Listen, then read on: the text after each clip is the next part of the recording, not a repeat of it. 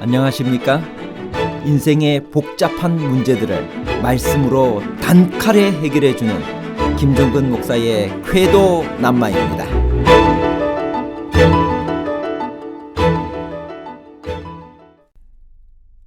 불법의 사람, 곧 멸망의 아들을 막는 자는 누구인가요? 어떤 개인인가요? 무서운 세력인가요? 아니면 어떤 운동인가요? 불법의 사람 곧 멸망의 아들은 어떤 개인인가요? 아니면 재림 직전에 그 정체가 확실히 나타날 어떤 강력한 종교적 세력인가요? 개인과 종교적 세력에 관한 복잡한 문제를 하나님 말씀의 가르침으로 명쾌하게 해결해 드리겠습니다. 주님의 재림에 관하여 데살로니가 교회의 문제는 무엇이었나요? 데살로니가 후서 2장 1절에서 3절입니다. 형제들아, 우리가 너희에게 구하는 것은 우리 주 예수 그리스도의 강림하심과 우리가 그 앞에 모임에 관하여 영어로나 또는 말로나 또는 우리에게서 받았다 하는 편지로나 주의 날이 이르렀다고 해서 쉽게 마음이 흔들리거나 두려워하거나 하지 말아야 한다는 것이라. 누가 어떻게 하여도 너희가 미혹되지 말라. 먼저 배교하는 일이 있고 저 불법의 사람 곧 멸망의 아들이 나타나기 전에는 그 날이 이르지 아니하리니. 데살로니가 교회의 문제가 무엇인지가 드디어 나옵니다. 어느 시대에나 열광적이고 극단적인 사람들이 있기 마련입니다.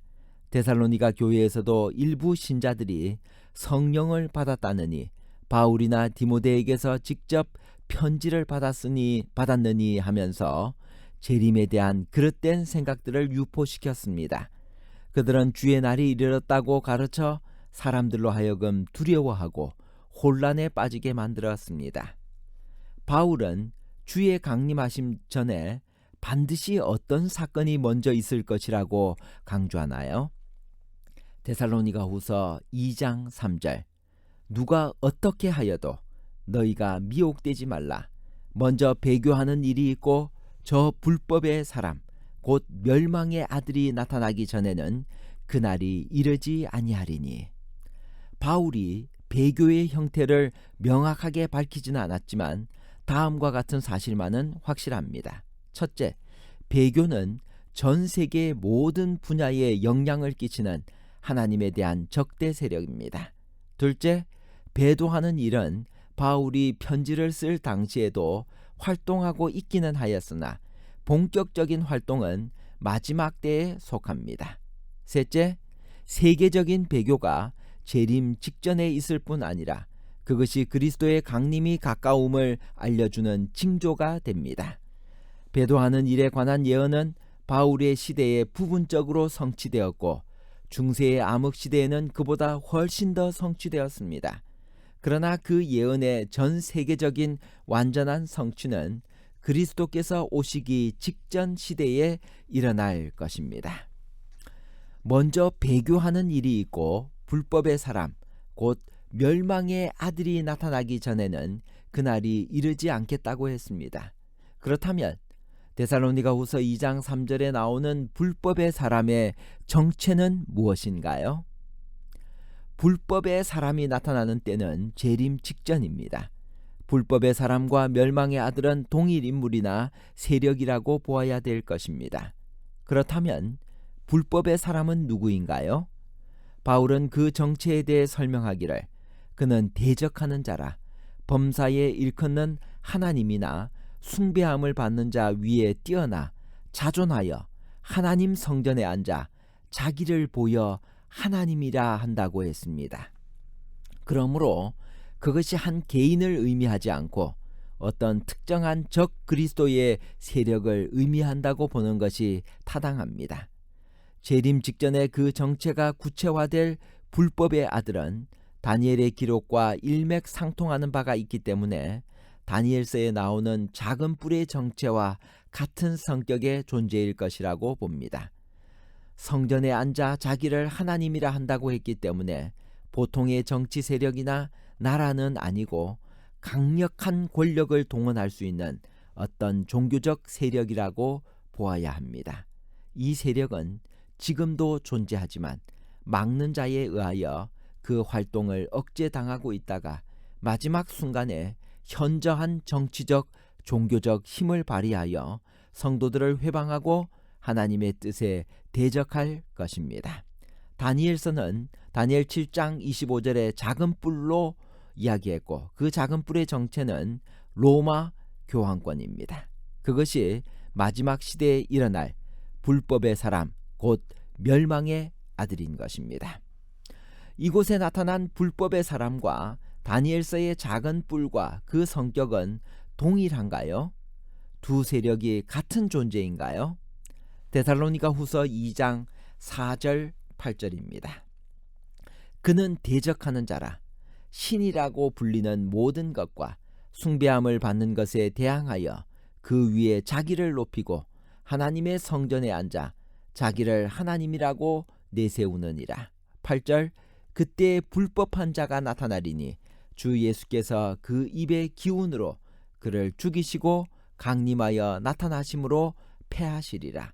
다니엘 7장 25절, 그가 장차 지극히 높으신 이를 말로 대적하며 또 지극히 높으신 이의 성도를 괴롭게 할 것이며 그가 또 때와 법을 고치고자 할 것이며 성도들은 그의 손에 붙임받아 한 때와 두 때와 반 때를 지내리라. 재림 직전에 그 정체가 구체화될 불법의 아들은 다니엘의 기록과 일맥상통하는 바가 있기 때문에 다니엘서에 나오는 작은 뿔의 정체와 같은 성격의 존재입니다. 불법의 비밀이 이미 활동하고 있으나 지금은 그것을 막는 자가 있다고 했습니다. 막는 자는 누구일까요? 데살로니가 후서 2장 7절, 불법의 비밀이 이미 활동하였으나 지금은 그것을 막는 자가 있어 그 중에서 옮겨질 때까지 하리라. 이 불법의 아들을 재림시까지 하나님의 뜻에 따라 적절히 통제하고 막는 자가 있습니다. 역시 바울은 그 신원에 대해 말하고 있지는 않습니다. 일부의 학자들은 불법의 아들을 막는 자가 로마 제국이나 로마 황제라고 생각합니다. 로마 제국에 잘 발달된 법과 정치가 복음의 확산을 도왔으며 그 덕분에 적 그리스도의 세력이 억제되었다는 논리입니다. 그러나 성경에는 로마를 하나님 편에서 적 그리스도를 막는 존재로 나타낸 일이 없습니다. 오히려 로마는 바벨론으로 묘사되었으며 수많은 그리스도인을 핍박한 주체였습니다. 막는 자가 천사들이라는 주장도 근거가 없습니다.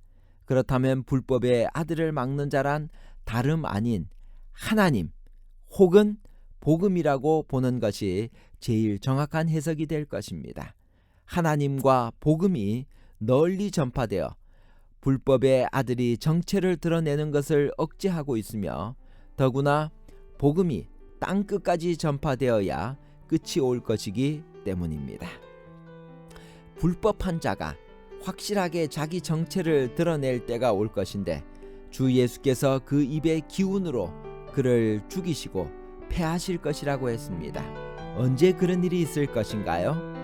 데살로니가 후서 2장 8절, 그때 불법한 자가 나타나리니 주 예수께서 그 입의 기운으로 그를 죽이시고 강림하여 나타나심으로 패하시리라.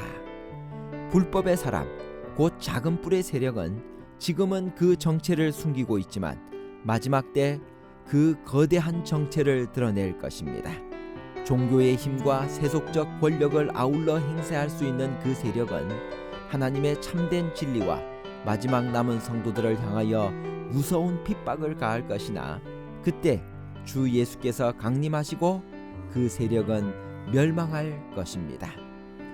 불법의 사람 배후에는 누가 있어서 하나님을 대적하고 성도들을 핍박하도록 그를 조종한다고 생각하나요? 베드로전서 5장 8절, 근신하라, 깨어라, 너희 대적 마귀가 우는 사자같이 두루다니며 삼킬 자를 찾나니. 결론입니다. 첫째, 불법의 아들은 지금도 존재하고 있지만 막는 자, 즉 복음과 하나님의 능력에 의하여 그 활동이 억제되어 있다가 재림 직전에 그 정체가 확실히 나타날 어떤 강력한 종교적 세력, 즉 로마 법왕권 작은 뿔을 가리킵니다. 둘째, 그 세력은 하나님의 참된 진리를 대적하며 자기를 하나님 대신 제시할 것입니다. 셋째, 불법의 사람, 그 세력의 정체는 하나님과 진리를 대적하는 자, 하나님의 성전에 앉아 종교를 이용하는 세력, 자기를 하나님이라고 내세우는 사람, 다니엘 7장 25절에 나타난 그 작은 뿔, 바로 로마 교황권입니다. 감사합니다.